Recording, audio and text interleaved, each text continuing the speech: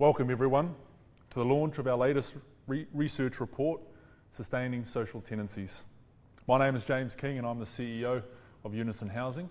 Before we dive into the event and I introduce our panel members, I would like to start by acknowledging the land on which we are presenting from, the land of the Wurundjeri people of the Kulin Nation. I would also like to acknowledge the traditional custodians of the lands on which you are all joining us from. I pay my respects to elders, past, present and emerging, and I thank and acknowledge the Aboriginal and Torres Strait Islander people who are joining this event today. So this week is Homelessness Week. Every year we come together within the sector to raise awareness of this complex social issue, its impacts in our society.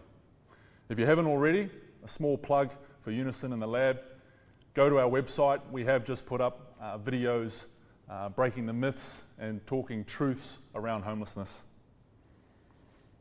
So Unison is a housing association. We house the most vulnerable within our community, many of whom have or are at risk of experiencing homelessness and many who have complex issues. It's only fitting for Homelessness Week that we share the key findings of this latest report produced by the Unison Housing Research Lab. The lab itself is a unique partnership between Unison Housing and RMIT University. It was established to inform housing policy and best practice and is the largest program of its kind in Australia. The lab comprises 6 dedicated research staff led by Professor Guy Johnson and Dr. Sarah Taylor, who I will introduce shortly, Dr. Juliet Watson, and the team undertakes innovative policy and practice relevant research informed by the experiences of users and providers. The lab also delivers Australia's first and dedicated homelessness and housing course at RMIT University. So the report itself, Sustaining Social Housing, is the 7th report issued by the lab. I won't steal their thunder, but Guy and Sarah examined the records of over 1,900 social housing tenancies to understand their patterns. Understanding the factors that contribute to our renters maintaining their tenancy for longer is critical for both not only Unison, but the community and the state government. The research presents community housing providers like Unison with data-driven findings that can guide future decision-making and help develop strategies to assist our tenants in sustaining their tenancies for longer. I'm delighted to be joined by our panel today. Firstly, to go over the findings of the report is Dr. Sarah Taylor. Sarah is a postdoctoral research fellow at RMIT University, working in the Unison Housing Research Lab. Sarah, this is a new one. I've never heard love and administrative data in the same sentence. But Sarah is a data scientist and researcher who brings a love of administrative data, which she describes as a silent witness to a whole lot of information. Sarah is relatively new to housing and homelessness research, but has always paid attention to the issues and also spent time volunteering in the sector. Thank you for joining us. Guy is the director of the Unison Housing Research Lab and is Australia's inaugural Professor of Urban Housing and Homelessness. Guy has worked in homelessness services prior to working in academia and has authored more than 60 publications on homelessness and housing instability. His research has and continues to contribute extensively to government policy and agency practice that address the housing and support needs of disadvantaged and low-income households.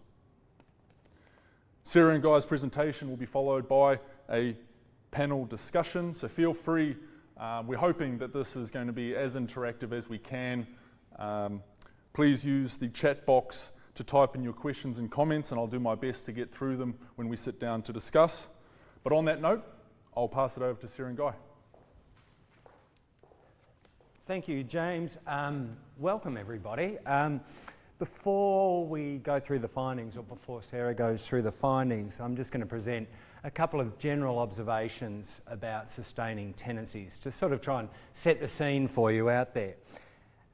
Our focus on sustaining tenancies takes the position that sustaining tenancies is generally a good thing. And we hold that view for good reason. Our focus on sustaining tenancies draws attention to the importance of a permanent place, a place which you can live in, a place which you can put roots down in, a place where you connect with others. Sustaining tenancies is key to a sense of belonging.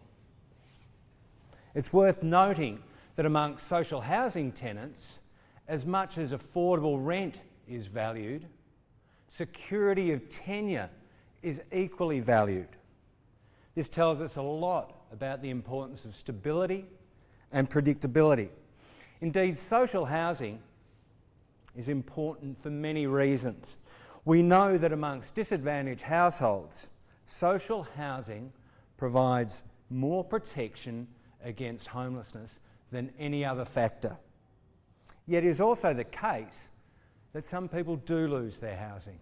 Some people do fall out of social housing. When we look at data from the Specialist Homeless Service system, by the end of their support period, we find that 1 in 5 social housing residents that presents to a homeless service has lost their housing and ended up homeless. That raises a number of important issues. First, it is really important to reflect on the fact that reducing homelessness and housing instability involves thinking beyond just housing affordability. There is no doubt that affordable housing is the biggest single piece in the policy jigsaw puzzle around homelessness and housing instability. But the loss of social housing draws attention to a host of other issues. It draws attention to issues around housing design. It draws attention to issues around housing quality. It draws attention to neighbourhoods and neighbours. It also draws attention to what sort of assistance or support is available to social housing residents. And this highlights a second important issue.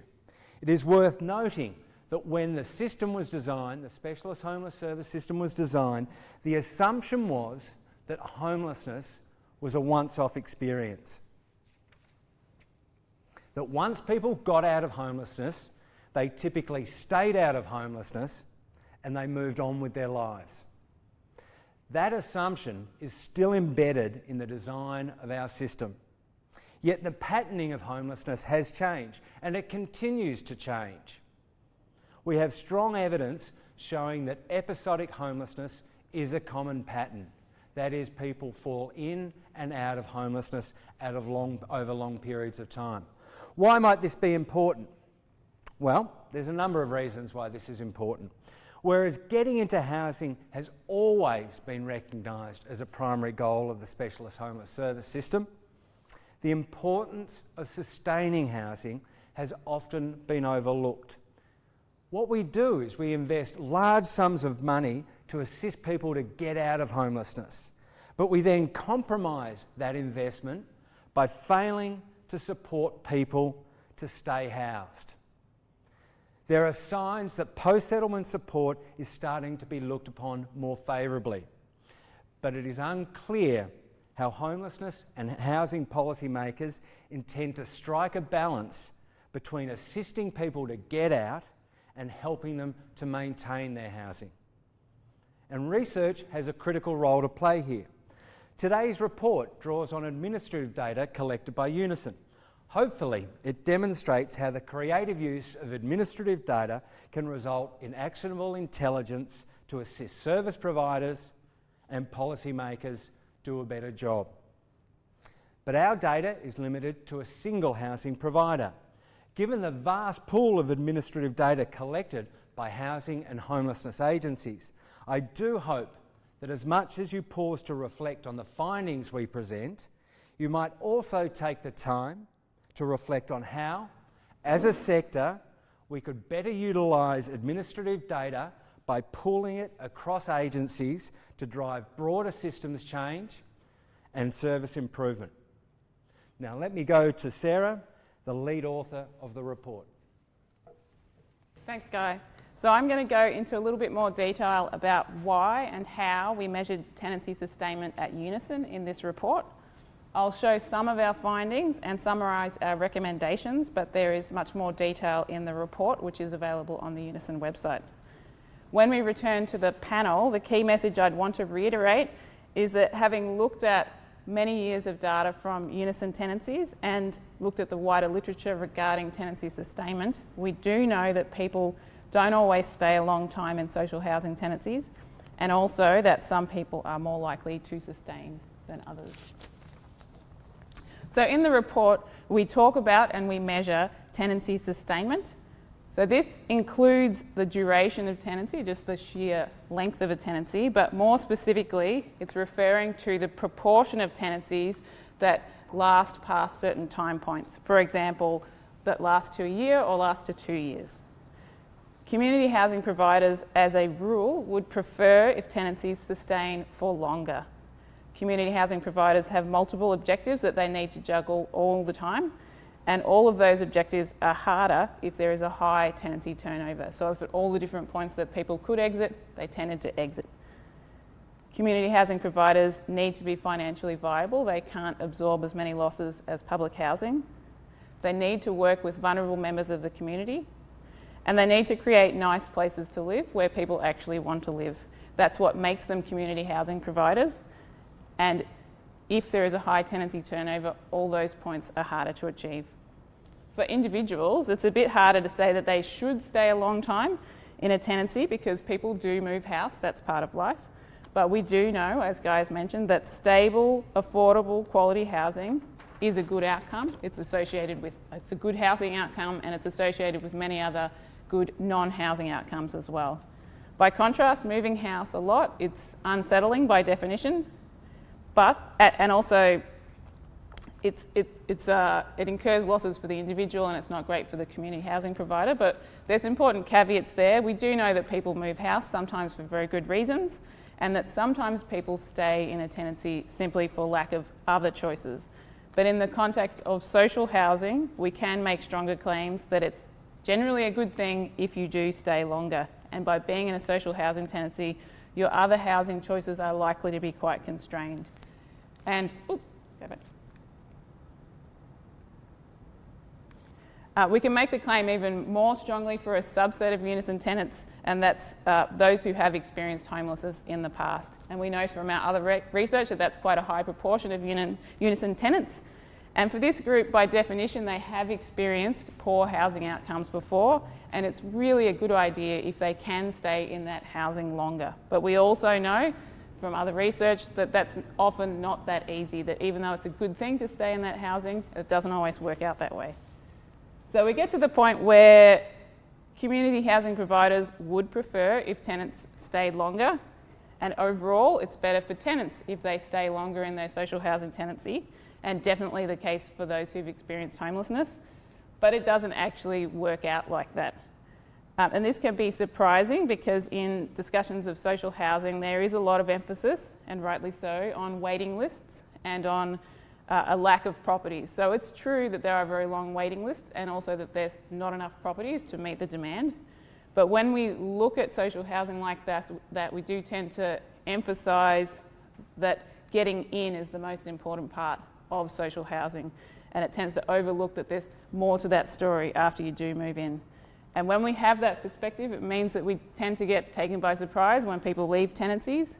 We might underestimate the fact that some people are more likely to stay than others, and we might set unrealistic benchmarks or draw unfair conclusions when tenancies have different lengths. In terms of what to actually expect for a social housing tenancy, forever is not realistic. It can be good, but mostly not realistic. Unfortunately, it's kind of implied by that perspective that we just want to get people into housing and then that's it. So we don't really know what to expect, what's a good outcome for how long a social housing tenancy might last. And added to that, what little we do know does come from public housing, which has been around a lot longer and does have a different dynamic in terms of the number of properties available and what kind of losses they can incur as well. So for community housing providers, they would definitely benefit if people sustain their housing longer. We don't know what to expect, and we don't have great benchmarks, but we do have some data. So as Guy mentioned, for this report, we have made a lot of use of administrative data. In our other research, we have looked at other types of data about Unison tenancies, so interviews with tenants and qualitative data. They all have a lot to add, but in this case, administrative data is very useful because as a housing provider, Unison is already taking note of when tenancies start and end. That's obviously something that is a core part of their business anyway. And with that administrative data that is already there, we can actually go back in time a little bit. We don't just have to start collecting data now, it's already there.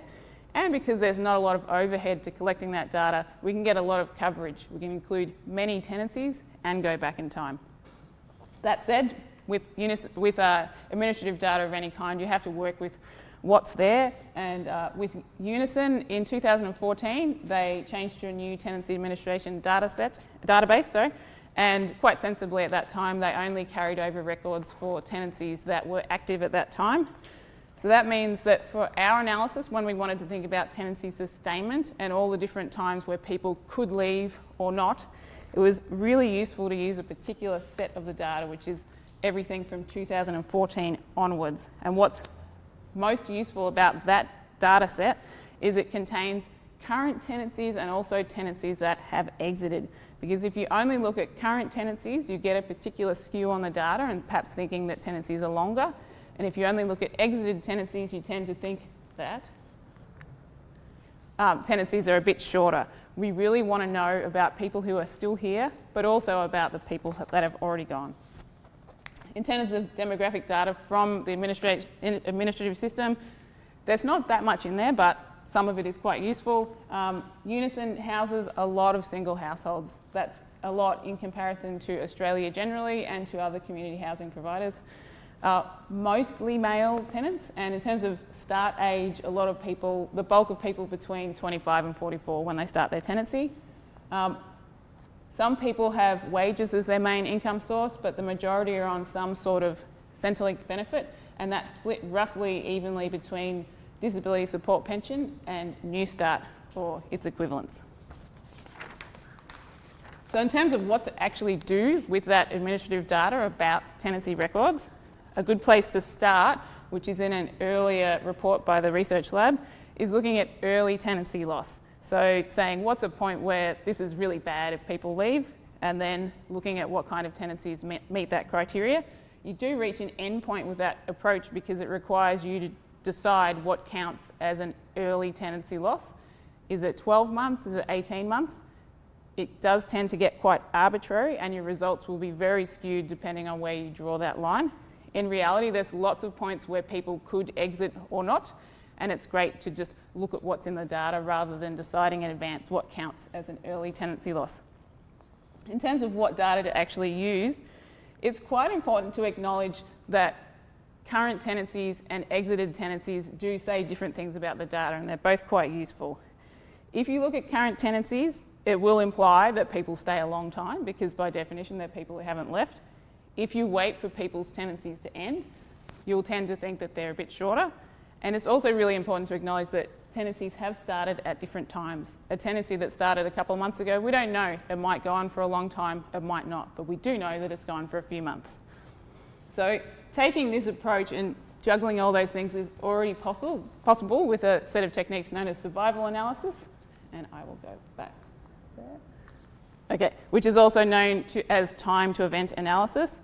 In this report, we've just used some preliminary techniques, but they're very useful for tenancies, and they also have a lot of applications to real world events where you want to know how long something's lasted, but you don't want to wait until it's actually happened to get some information from that.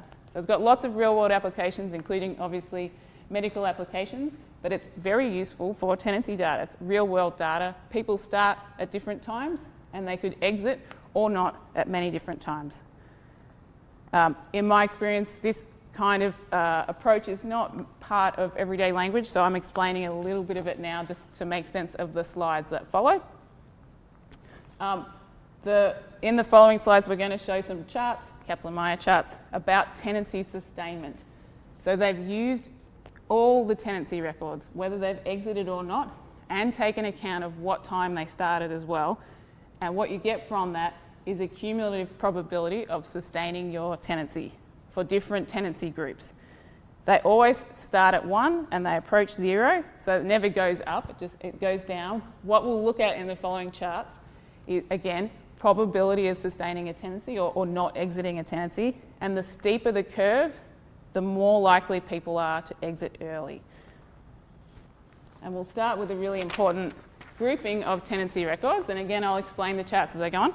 So this is rooming house tenancies and long-term tenancies. So long-term tenancies meaning self-contained accommodation, and rooming houses, of course, having shared kitchen or bathroom facilities. For this, we have 2 probability curves. After 1 year, rooming house tenancy has a 48% probability of still being there. By contrast, a long-term tenancy, 73%. After 2 years, a rooming house tenancy, 32% probability of still being in that tenancy, so much more likely to be gone than still there. And a long-term tenancy, 54%. And so forth over 5 years, always going down, but a much steeper curve for rooming house tenancies. The probability of staying in that tenancy drops very quickly in the first year and stays quite low. So you've got roughly twice as high a chance of still being in your tenancy if you're in self-contained accommodation as opposed to a rooming house. And as many of the audience will know, Victoria has an unusual history with rooming houses and community housing providers. So there are many organisations like Unison that have inherited rooming houses as part of their stock. But for most people, sharing kitchen or bathroom facilities is quite stressful. It's not an ideal living situation. Community housing providers have been divesting from rooming houses, and it also shows in the probabilities. People do leave earlier. This one is looking at income type. So we'll just put the 2 probability curves next to each other. One is for disability support pension, so recipients of disability support pension, and the other is for recipients of New Start or equivalent. And this is not as dramatic a difference as for rooming houses and long-term tenancies, but it's a small difference that cuts across lots of Unison tenancies. DSP recipients are more likely to sustain their tenancy than New Start or equivalent. So New Start and DSP are both low incomes in comparison to the wider population, but they do have some key differences. DSP is a little bit more money. It's a little bit more secure because New Start, there's lots of ways that you have to show compliance. So there's lots of ways to not get paid, and added to that, you have less money. We think the reason that these 2 lines are not that far apart, basically DSP will give you a boost to stay in your tenancy longer, but they're not dramatically different just because there's such other wide differences in the people who are receiving these payment types in the Unison tenancy base. Like there's different tenant ages, different tenant housing histories. It's just this difference that cuts across lots of tenancies. If you get DSP, you're more likely to sustain your tenancy.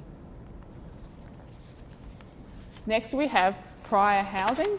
So the housing type that tenants were in immediately before starting their Unison tenancy. This is not all the prior housing types, it just shows some of the extremes. So we have at the top boarding house, people who are in boarding or rooming houses before starting their long-term tenancy. In the middle we have emergency accommodation, so one of the types of homelessness in that data set, and at the bottom, so to speak, is those who are in adult jail immediately prior to starting their tenancy. So it's not all the prior housing types, but it does show how much tenancy sustainment probability can vary by this different housing experience. Another really high probability group is people who have been in private rental before they start their tenancy. But for rooming or boarding house residents, at 1 year they have an 87% chance of still being in their tenancy compared to someone who's come out of jail, 42%. Go along, maybe at 3 years, if you've come out of adult jail into your tenancy, you have a 9% chance of still being in your tenancy. If you've come from a boarding house, 74%. In between emergency accommodation, there's other forms of homelessness as prior housing, so we have sleeping rough and couch surfing as well. They all drop as well, especially after the first 2 years, and they are dramatically different across these different groups. This one is about gender and age. And between those two, I can't emphasise enough that age is very, very important as a predictor of tenancy sustainment. So we have here just two major age cohorts.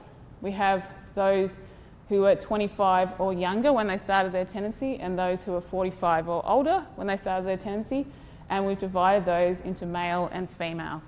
So in terms of gender, females are marginally more likely to sustain their tenancy than males, and that's more so for those who are 25 years or younger when they start their tenancy.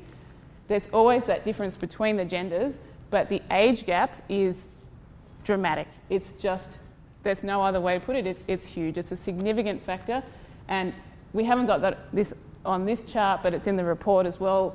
Those aged in between, it's literally in between. And in other research we've done, every year older you are when you start a tenancy, the less likely you are to exit, to the point that we have maybe a few years on, again, more than twice as likely to be in your tenancy.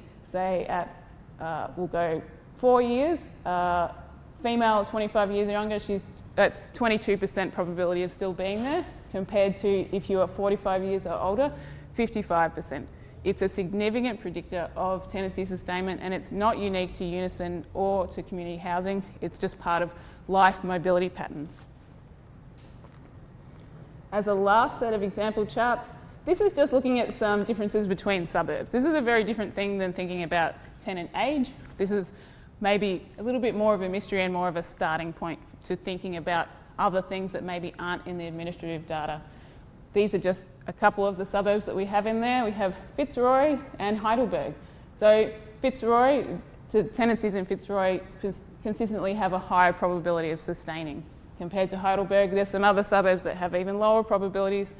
But of course, we wouldn't say that when you move to these suburbs, it changes your life or it changes how long you're likely to stay in a tenancy. There's a lot else going on there. You might think about what kinds of tenants are in these suburbs, what the buildings are like, whether people like those suburbs, many other things. It's a good starting point for thinking about what is this spatial pattern that is going on here. And just to contrast, we have quite a few Unison tenancies in Altona that have a high probability of sustaining. There's also many older tenants there. And Fitzroy has a pretty high tenancy sustainment probability. It's a different kind of suburb. Different people might like it. We wouldn't want to say that going to these suburbs will change your tenancy sustainment probability, but there's something there. There's patterns that are manifesting spatially that can be a good starting point for thinking about other things like building type or the appropriateness of the suburb to a particular tenant. So just to summarise, again, there's more detail in the report. In terms of tenancy sustainment, housing type matters, prior housing matters, tenant age matters a lot to tenancy sustainment. If you want to boost your tenancy sustainment, you have to think about these things. You have to take these into account because they will have a powerful effect on how long people actually stay. Gender matters a little bit, but not that much. Income type is important. So DSP recipients are more likely to stay. It gives a little bit of a boost. And location matters. So the suburb does matter, but it's more complicated, and it's probably better to think of it as a starting point for thinking about other things.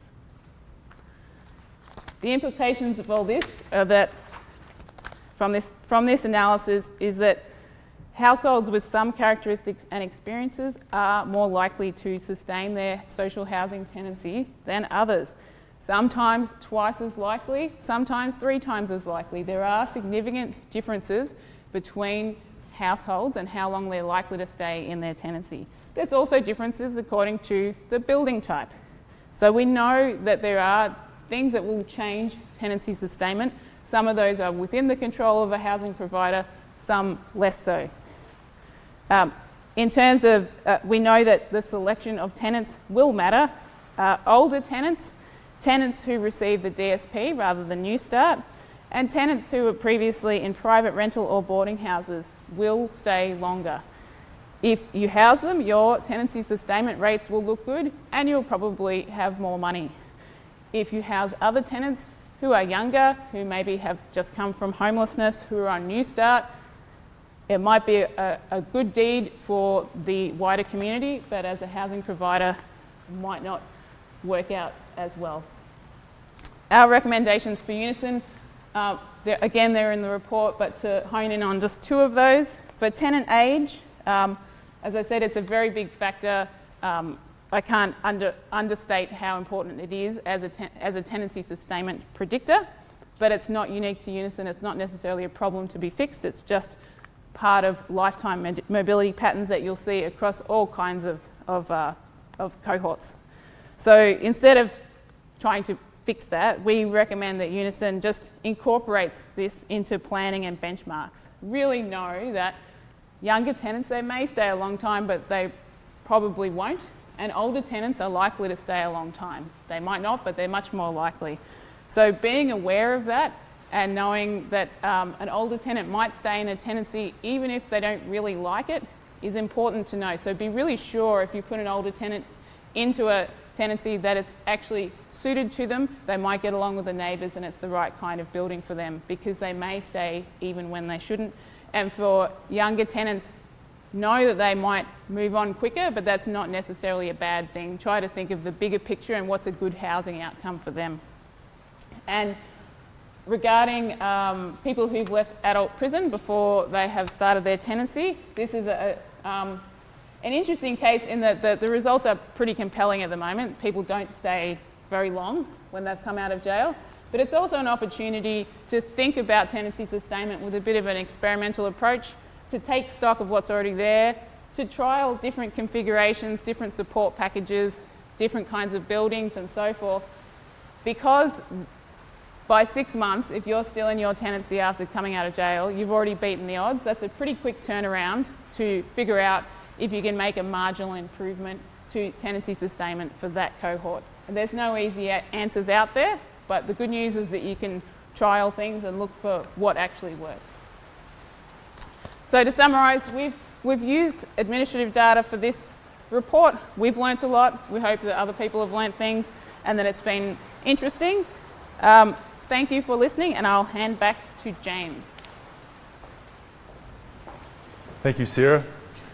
Thank you, Guy. I'm sure if there were people here, there would be a round of applause. Before I introduce the panel members that will be joining us today, I thought I would just go a little bit off the script here and just state around the importance of evidence-informed service delivery. I think it's critical not only for Unison to incorporate the recommendations, but tenancy sustainment across the sector is critically important, not only for housing associations, but for state government, for the broader community. So I encourage you to go to our website to review the report, review early reports that have been issued. All right, so moving on. You've met Sarah, you've met Guy. Also joining us on our panel for the discussion is Emeritus Professor Chris Chamberlain. Oh, and Sue Grigg. Come on in. Professor Chris Chamberlain. Chris was the Director of the Centre of Applied Social Research at RMIT University. He is an expert on homelessness and is well known for his research on homelessness in Australia. Chris also developed a methodology with the Australian Bureau of Statistics for counting the homeless population using census data. So welcome. Thank you, Chris, for joining us. Thank you. Sue Grigg. Sue is well known to me, is our Director of Housing and Homelessness at Unison. Sue has been working in the housing and homelessness space for over 20 years and has extensive experience working in the non-for-profit sector for government and in research and consulting roles. So thank you all for joining us. I've got some questions and I can see, bear with me, technology, okay. Adapt, I'm adapting. All right, so some questions. I note up on the screen the boarding house results were puzzling. Would you be able to tell us more about what you think might be happening? Do you know how many left a boarding house tenancy and went into Unison long-term housing? After you. Okay, I've got a couple of thoughts about that. One of the things I wonder about when I hear that is our rooming houses residents are often the most, people with the most chronic histories of homelessness and the most complex needs. Let's be honest, our rooming houses with shared facilities are not great places to live, and to be honest, we sometimes have trouble filling them. So if it's a more complex cohort, that might be contributing to tenancy breakdown. The other thing that jumps into my mind is that Unison made the decision a few years ago to move away from rooming houses with shared facilities, simply because we weren't getting good outcomes for people. And over the last few years, we have decanted, it's almost 6 rooming houses in Melbourne. Now, all those renters have been offered the opportunity to move from the rooming house into Unison self-contained housing, and almost all of them have taken up that opportunity. So that, I mean, that's interesting, because a tenancy ending is not always a negative thing, but others might. Well, I think we were a little bit surprised at that result, and I think there's 2 other things that might be going on. One is the boost that you get from going into better quality housing. So you're going from poor quality housing into better quality housing, and the desire to make that home would be fairly strong. The other thing is with administrative data, we've got historical data which goes back to when it was Yarra, and there was a selection process that went on. It was basically that if you lasted in a rooming house, you then got housing. So whilst that's changed, that's not the practice now. We pick up these traces of historical traces of organisational policy probably in that result as well. Thank you. This might be to Sarah or Sue. What support is provided to tenants? Do we know how many services are offering support, and what kind of support do they provide? Do we have any evidence about effectiveness and what constitute as good support? I think this is probably directed at you, because you continually tell me the difference between good and bad support, so I'll hand it over to you. Okay, look, I'll start, others might chip in. Look, when I started at Unison 5 years ago, I had really high hopes for housing and support partnerships. From my perspective, as being someone who's worked in homelessness support as well, I thought, wow, Unison's got housing. And from where I came from, housing is the holy grail in terms of ending homelessness. Unfortunately, it hasn't really panned out that way. We do have a small number of very strong, very collaborative support partnerships where we work very closely to sustain challenging tenancies, but we continue to have, you know, real challenges finding support that is meeting our needs.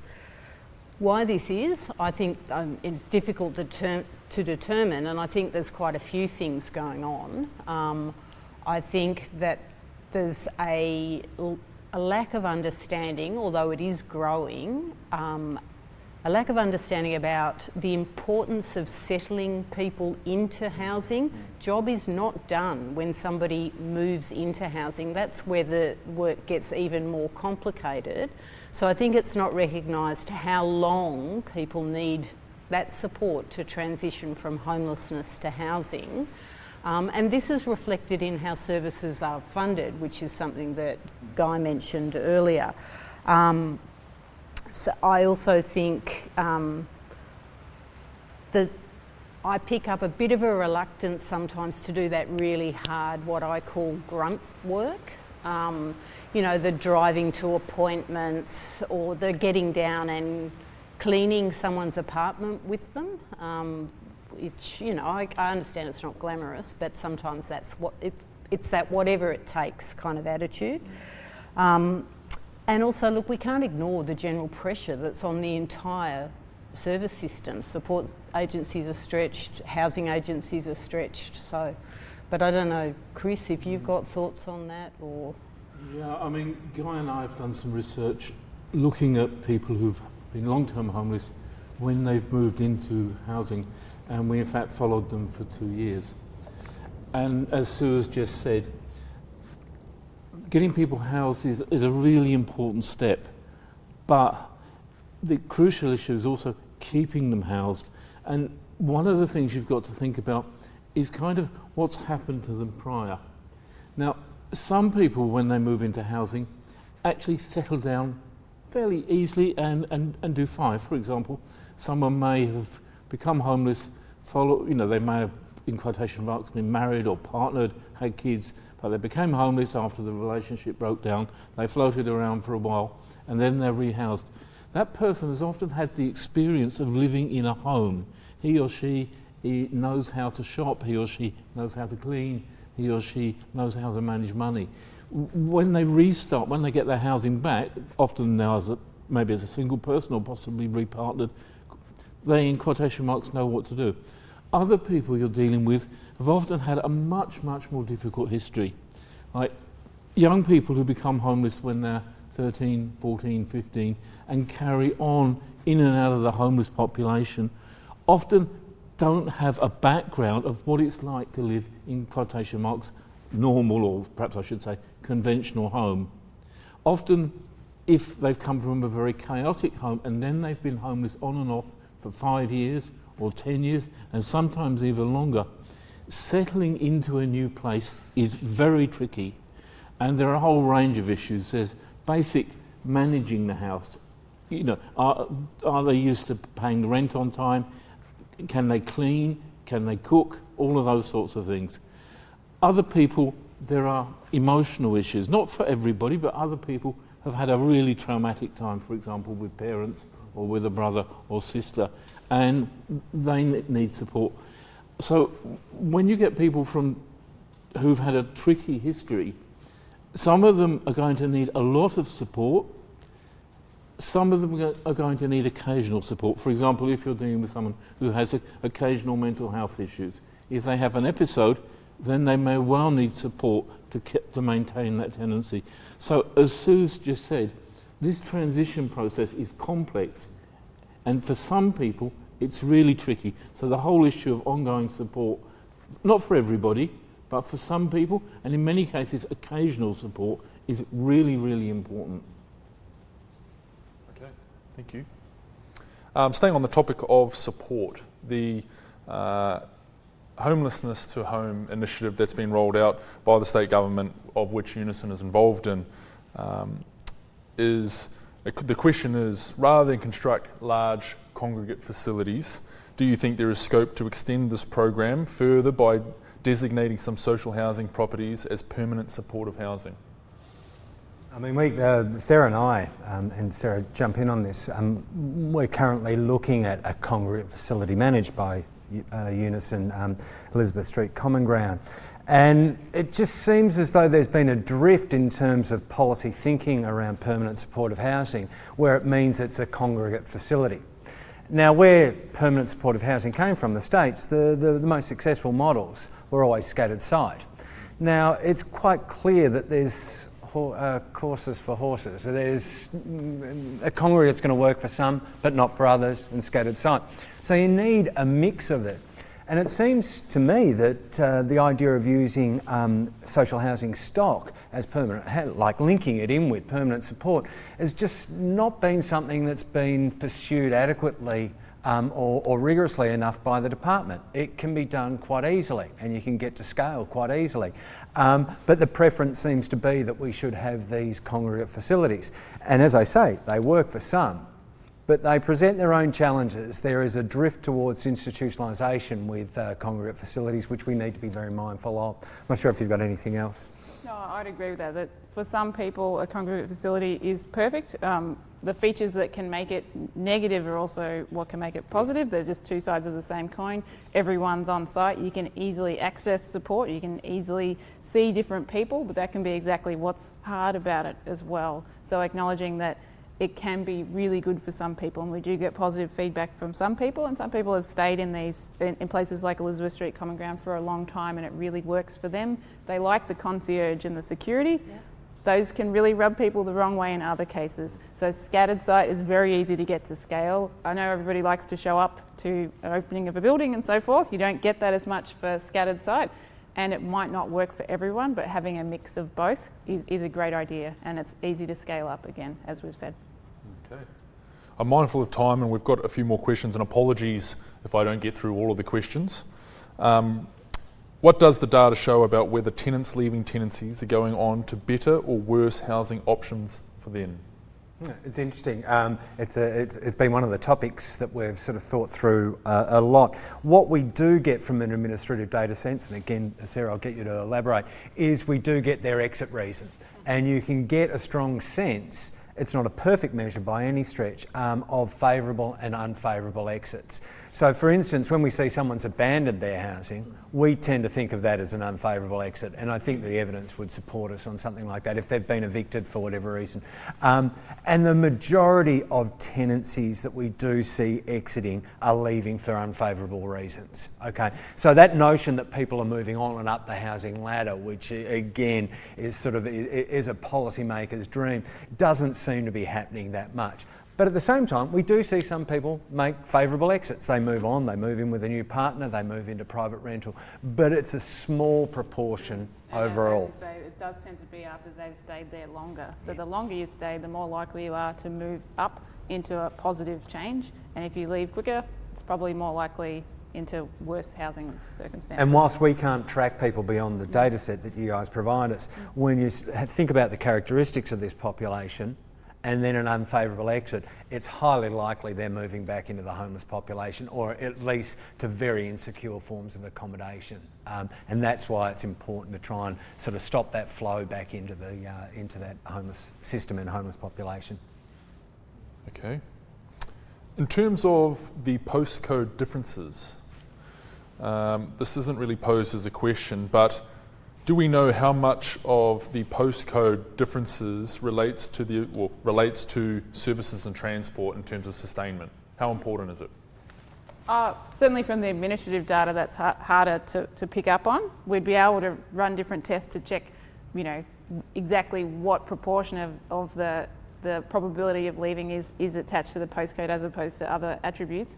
But from other research, we do get feedback from tenants.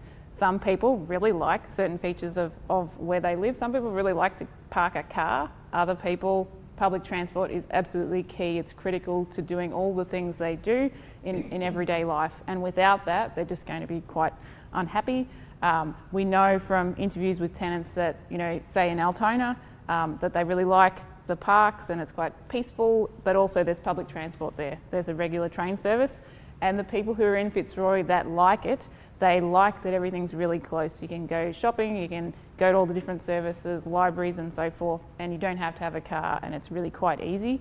That's not for everyone, but it is for a lot of people. So those differences in terms of what's important for everyday life and what kind of transport they prefer, they do show up. And if someone really wants a car park, it's probably a good idea to put them somewhere with a car park. And if they really like public transport, put them in Fitzroy. I think one of the important things that comes out of this is the homeless population is in fact very diverse. Mm-hmm. When this is discussed in the media, there are often stereotypes of what homelessness is like or the homeless person is like. And one of the most important things is there's a lot of diversity and complexity. Mm-hmm. There's diversity in terms of what's happened to them in the past. There's diversity in terms of what their personal preferences are like. Where do they want to live? Or of course, what are their needs depending on whether they're a family or a single person? There's a whole series of complex things. And when we're trying to deliver services, we need to have the resources to try and deal with some of those things. And when it comes to support down the track, again, it's not a kind of simple solution. There's something that fits everybody. It's actually having staff who've got the time to work with a particular person or a particular family and sort out what their particular needs are. I mean, one of the things you start the opportunity with admin data is to get a bit more of a fine-grained picture.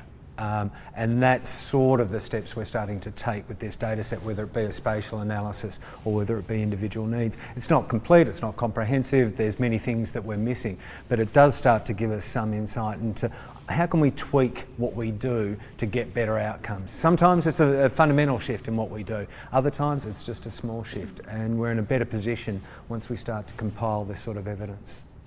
Okay, I am again mindful of time, so there's a couple in here which only require a short answer. Shooting up the ladder is, how is the Unison Housing Research Lab funded? It is funded by Unison and RMIT University. It is not externally funded, to answer that question. Just a comment from someone: support on site makes a huge difference amongst tenants. From experience, I have had support on site and also not, so that's great. Thank you for that.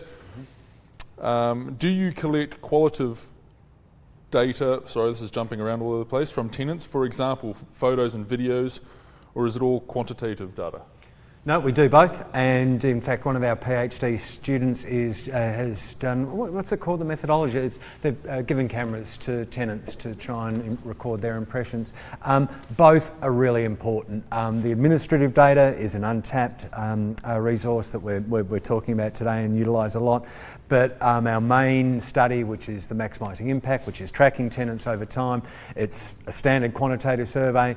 Other studies we've used qualitative. We fully respect and really quite enjoy a mix of data sets. So it's really important to get underneath. The qualitative data often helps to explain some of the puzzles, that we see in the quant data. And Juliet's recent work on support as well, that's primarily qualitative data, and you get all these things that you weren't looking for and you hear them coming through loud and clear even though you didn't know what you're going to find. So that's Juliet Watson's work on what is good support, which is a great question. Thank you. Unfortunately, there are a lot of questions still coming through, and again, I apologise for not being able to get to them all. Aline, will this be recorded and put? Yes, I get the nod and the thumbs up, so yes, it will be available to re-watch. Thank you all. If you do have feedback or would like to ask questions directly to Guy and Sarah, that was a mix of the two. See what I did there? Please email info@unison.org.au. Thank you for our panel members for joining us today. And the report is now available on our website.